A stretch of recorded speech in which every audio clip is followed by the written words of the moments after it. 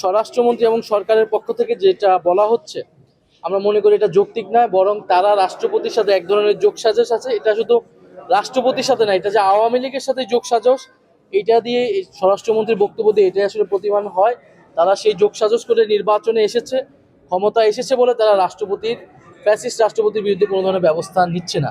তারা নিবে কি নিবে না, এটা সরকারকে নিতে হবে। নিবে কি নিবে না, এটার উপরেই স্পষ্ট হবে ফ্যাসিবাদ সম্পর্কে তাদের অবস্থান কি। আমরা সংসদে এই বিষয়ে আলোচনা কিন্তু করেছি যে বিদ্যুতের দাম বৃদ্ধি করা হয়েছে এবং কুইক রেন্টালের মাধ্যমে যে চুক্তিগুলা শেখ হাসিনা সরকার করে গিয়েছিল, এই চুক্তিগুলো যদি বাতিল করতে না পারে, বিদ্যুতের দাম আরও বাড়বে, কলকারখানা বন্ধ হবে এবং গ্যাসের সংকটও বৃদ্ধি পাবে। এবং এই বাজেটে এবং অর্থমন্ত্রীর বক্তব্যে আমরা কিন্তু সেরকম কোনো বক্তব্য পাইনি। তারা বলেছে সেগুলা উপযুক্ত ব্যবস্থা নেবে, উপযুক্ত ব্যবস্থাটা কি এটা কিন্তু আমরা জানি না। তো মূল সমস্যা হচ্ছে বিদ্যুতের যেই 80% দাম কিন্তু বাড়ানো লাগবে যদি ভর্তুকি দেওয়া বন্ধ করে দেয় সরকার, এবং সরকারকে টুডে টুমোরে কিন্তু দাম বৃদ্ধি করতে হবে। এবং বিদ্যুতের দাম যদি এই পরিমাণ বৃদ্ধি পায়, তাহলে কিন্তু বিদেশি বিনিয়োগ আসবে না, কলকারখানাগুলো বন্ধ হবে।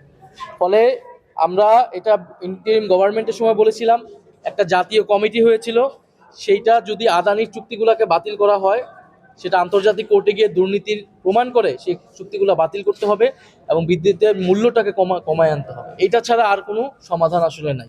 গ্যাসের জন্য তো নতুন খনি যদি খনন করা না হয়, তাহলে তো এই গ্যাস সংকটটা চলমান থাকবে এবং বিভিন্ন এলাকায় কিন্তু গ্যাস সংকট বাড়ছে। বিভিন্ন তো ঢাকা শহরেও গ্যাস সংকট তীব্র হয়েছে। তো আমরা বিদ্যুৎ গ্যাস মন্ত্রী যিনি আছেন তার প্রতি আমরা আহ্বান জানাবো, সংসদে আমরা বলেছি যাতে এই গ্যাস সংকট নিরসনে তিনি ব্যবস্থা নেন। আপনি সারা দেশের জনগণ তো সরকারের বক্তব্য সংসদে দেখছে, সাংবাদিক হিসেবে আপনারা সেটা কভার করছেন।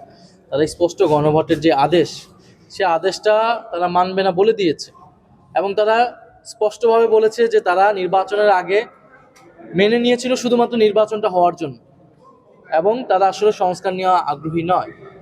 এবং জুলাই সনদ অক্ষরে অক্ষরে বাস্তবায়নের কথা বলেও তারা সেখানে নোট অফ ডিসেন্ট দিয়ে রাখছে। ফলে এই পুরো তারাই বক্তব্য দিচ্ছে যে যারা গণভোট, এটা তারা মনে করছে না এটা সাংবিধানিক কিছু, সকল সাংবিধানিকতার কথা বলে তারা গণরায়কে অস্বীকার করছে। তো ফলে যদি তারা গণরায়কে অস্বীকার করে, যেহেতু আমরা যারা নির্বাচন করেছি, আমরা গণভোটের ক্যাম্পেইন করেছি, জনগণকে আমরা বলেছি আপনারা হ্যাঁ পক্ষে ভোট দেন, ফলে এটা আমরা মনে করি এটা আমাদের কাছে আমানত। তারা যে ভোট দিয়েছে, এই ভোটাধিকারটা রক্ষা করা, ভোটাধিকারের জন্যই এত বছর আন্দোলন হয়েছে। ফলে গণভোটে ভোটটা তো ভোটাধিকার, তাদের সেই রায়কে রক্ষা করা, সেটা বাস্তবায়ন করার জন্য আমাদের যতটুকু পর্যায়ে যেতে হয় আন্দোলন সংগ্রাম, সেটা আমরা দিয়েছিলেন জুলাইয়ের মধ্যে করার জন্য। আমরা এখনো কোনো আলটিমেটাম দেইনি। আমরা তাদেরকে বলেছি এটা যত দ্রুত তারা করবে, তাদের জন্য তত দ্রুত, তাদের পরিণতি তত ভালো হবে।